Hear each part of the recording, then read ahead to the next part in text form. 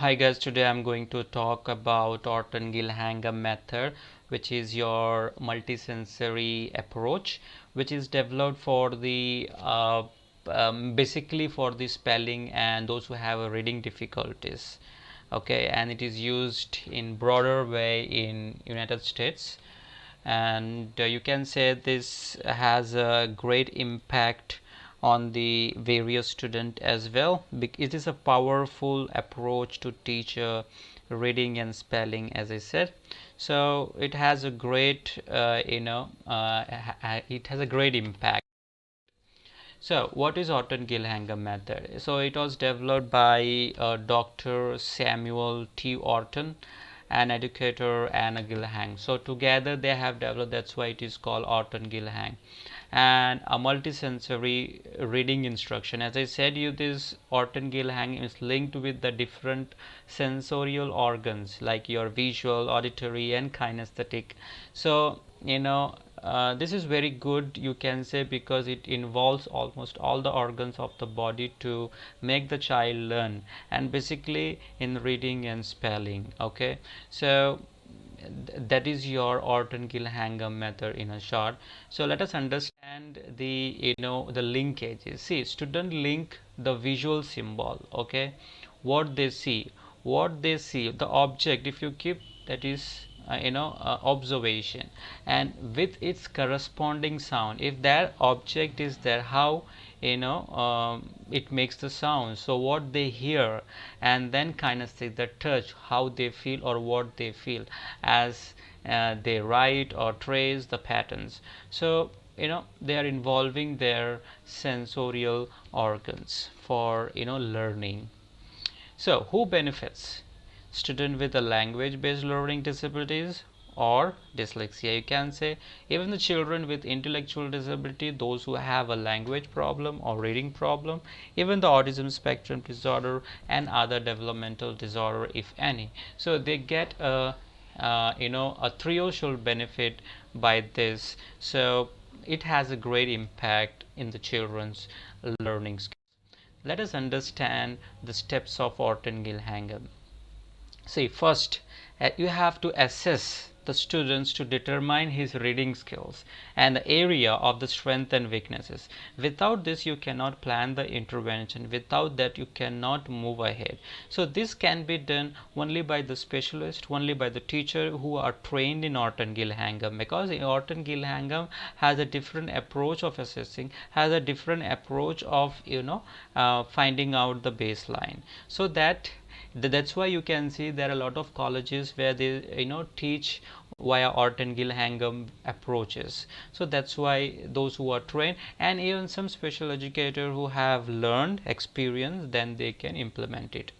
Students are then taught in a smaller group. Once the assessment is done, then they are taught in a smaller group with others at the similar skills level. That means, for example, you have identified the child who have the difficulty in reading, let's say in the phonic, and some other students also have a difficulty in the phonics. So they will make a homogeneous group and they will try to teach the similar skills, and that the teacher, the instructors follow the highly structured approach to teach the skills in a particular order. Okay, so this order is based on the understanding how children naturally develop the language. So this is a step which we need to follow when we teach. Okay, this is steps given by the Orton Gillingham method. So let us understand with few examples. See, let us see an example like teach students to utilize a loud spelling.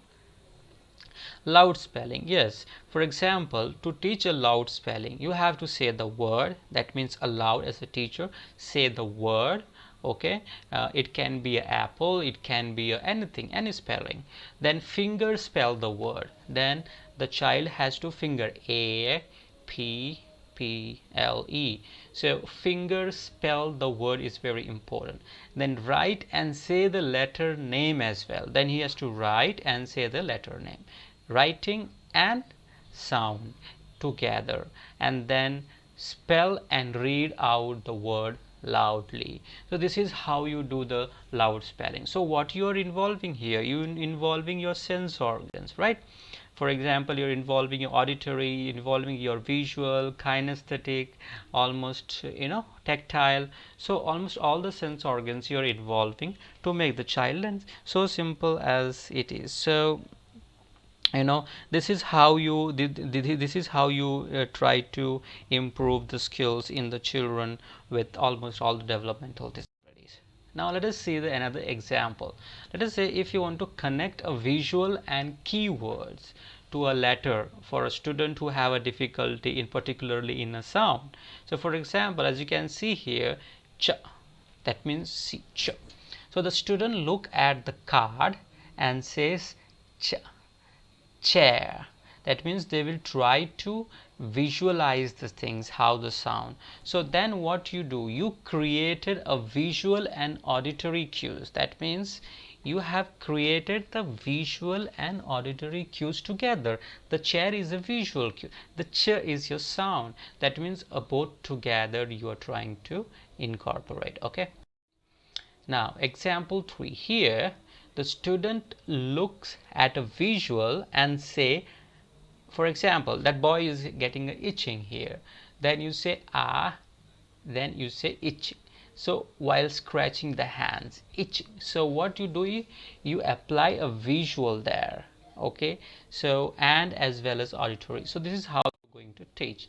And example 4, trace, cover, copy, close. This is TCC spelling. So in this, what you're going to do, if you want to teach a spelling to the children with intellectual disability or language difficulty children, you need to make the child trace the word. You write an apple, ask the child to trace it, then ask them to copy, and then cover the word with some paper or with your hand and ask them to write it again, and then close your eyes and write it. So this is the instruction, this is the step which you are going to tell. So this is how you make the child to learn, okay, in this way. Then how can we incorporate these Orton Gillingham components in the classroom in a manageable way if you want to manage? So introducing a new phonic rule or pattern. So what you have to do here is introduce spelling or pattern rule, then ask the child to trace, copy, cover, close using word, as just now we have seen TCC word, so that they understand the concept. Then having the student read a multiple example of the word with the pattern rule, and then you ask the student to read the word with the pattern in context with sentence or short passages or words, and then ask them to spell spelling the dictation of the word, the phrases, the sentences. Okay, and then give an immediate corrective feedback, because the child loves when you give the immediate result. Okay, and then you say to rewrite the word if there is any mistake, if there is any difficulty in the writing. So this is how you're going to make the child learn. So it's very short and simple understanding, it's not very huge, so you can just practice. When you practice, you will get experience. If you have any doubt in this regard, just let me know. So till then, bye-bye.